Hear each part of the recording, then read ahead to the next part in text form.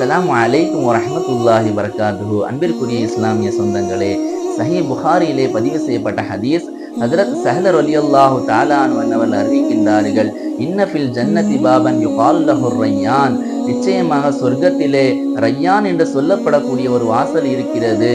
யதுகுலு மின்ஹு ஸாயிமூன யௌமல் கியாமா, கியாமத்தினுடைய நாளிலே அந்த வாசலின் வழியாக நோன்பாளிகள் அனைவரும் நுழைவார்கள்.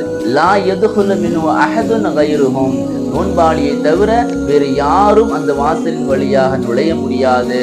யுகாலு ஐன ஸாயிமூன ஃபயகூமூன், நோன்பாளி எங்கே என்று கேட்கப்படும். பிறகு நோன்பாளிகளை அழைத்து கொண்டு வரப்படும். பைதா தஹலு உக்லிக், நோன்பாளிகள் அனைவரும் அந்த ரையான் என்று சொல்லப்படக்கூடிய வாசலின் வழியாக நுழைந்து விட்டார்கள் என்று சொன்னால், அந்த ரையான் என்று சொல்லப்படக்கூடிய வாசல் அடைக்கப்பட்டு விடும். ஃபலம் யதுகுலு மின்ஹு அஹதுன், வேறு யாரும் அந்த வாசலின் வழியாக நுழைய முடியாது.